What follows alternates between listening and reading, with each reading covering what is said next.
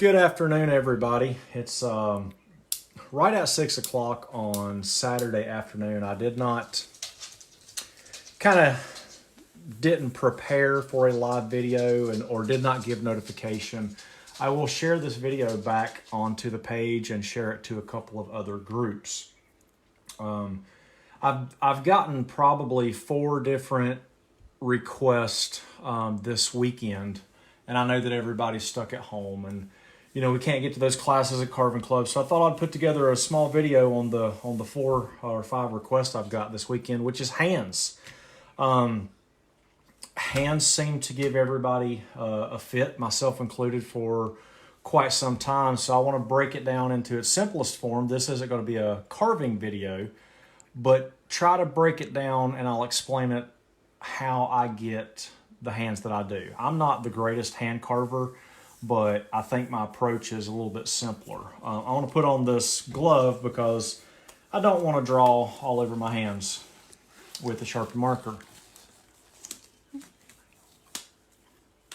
All right, so when we're looking at the hands, the way I've came up with a plan, so to speak, is if you can remember 5 and 3, or whatever variation you want to do within that 5 and 3. What I mean by that is there are 7 distinct planes in a hand, or not 7, 5 distinct planes in a hand, no matter where it goes.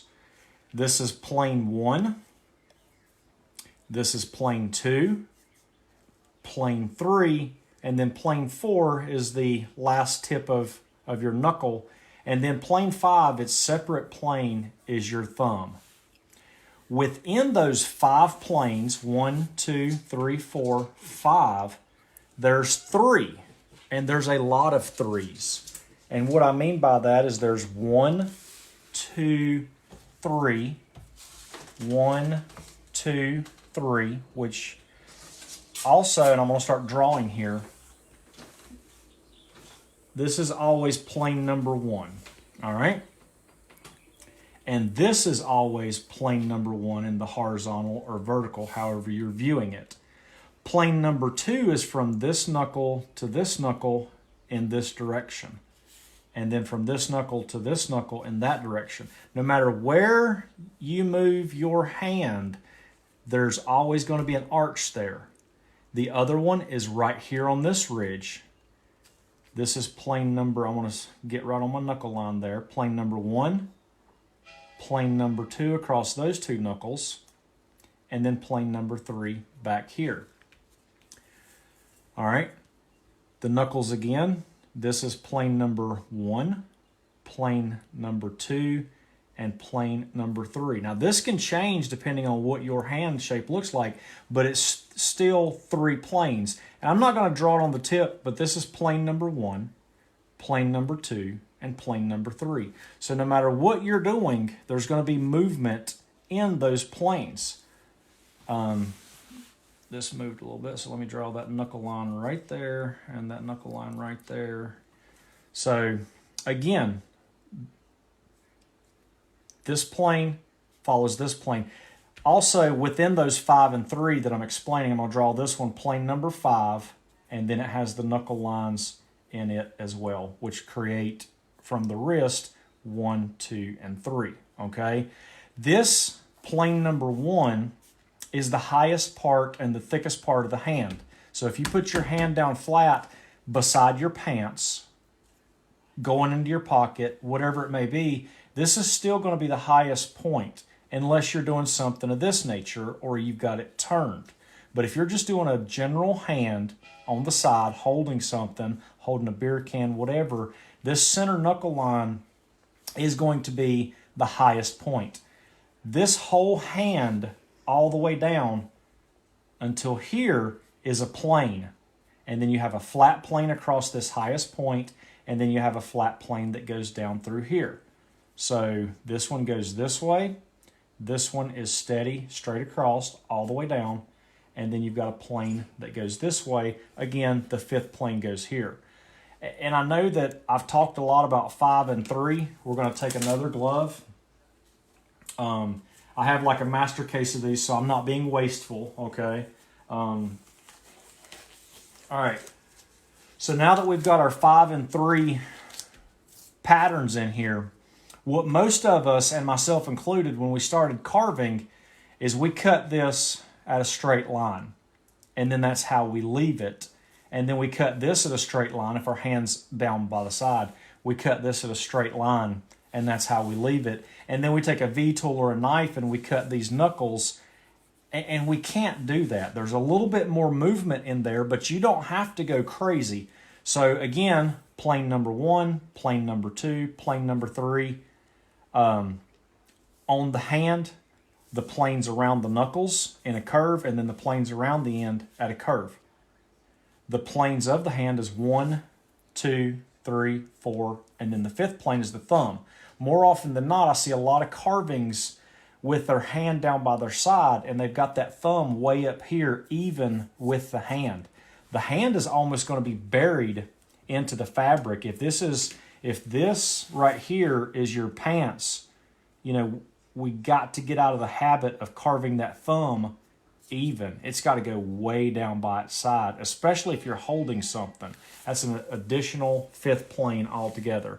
So start out a little bit bigger on your hands and work your way down. Now these absolutely 1000%, until you get the hang of it, can be done in flat planes. So this flat plane down through here, angle it down through here, and angle it down through there. If you've got flat planes in there, and then you come back and take your V-tool, it's going to look a lot better just by doing that. But within those 3 planes, our highest point is going to be the knuckles, and our lowest point is going to be the meaty part in between that. What I typically do is if I've got a knuckle here, and I'm going to just put a dot for the representation here, a dot on my knuckles on a hand, I treat this as one line in between each finger slightly until I get to the knuckle. This part in my carving is going to be deeper than this part because I want that representation. You can see it better without the glove.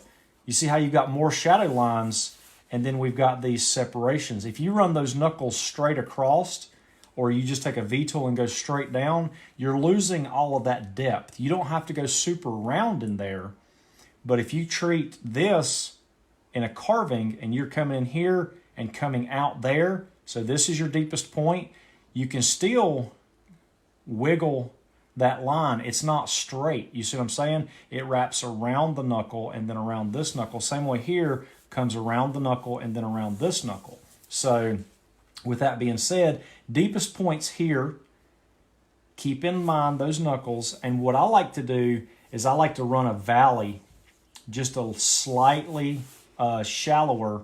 So in other words, you don't have this straight finger.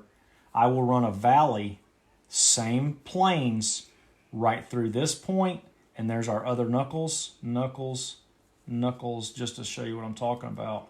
The knuckles are the high spots. Then these lines here are going to represent the low spots. And then the low spot is going to be right on your fingernail. Okay? Same way here, high spot, low spot. Okay? So I know that's a lot to take in, but if you can remember 5 and 3, the main body of the hand, 5 planes, 1, 2, 3, 4, and then the 5th plane being the thumb, and then you start arcing all of that this way and across your hand in 3 planes, your hands will noticeably start improving. And you can almost do a flat plane style where you have the very flat part here down the center lane and a flat part here and a flat part here, and then arch it even more on this 5th plane over here. Just with those straight lines, you will instantly notice your hands getting bigger. One more thing I want to talk about, and it was asked as well. A lot of carvings, I see this thumb line right here, and that people are bringing their wrist right up in here. So they're carving that thumb, and they're putting a sleeve right through here, and that wrist is way too big. The widest part of your hand is going to be from your pinky knuckle over to your fist. Your sleeve comes in here. So we need to come back when we're creating that fifth plane on the thumb and narrow it down to the wrist. Don't be afraid to go, if you've got a fist that looks like this and we've got a thumb down in here, come back with that additional angle, and that's your wrist. We're doing these thumbs to where, or hands to where we're coming like this, and there's no dividing line in between it. So again, it's kind of hard to see those sort of things, and hopefully this helped out a little bit. The people that's been asking me about it, it's just easier to show you than it is to explain. You guys have a good day, and I will see you soon.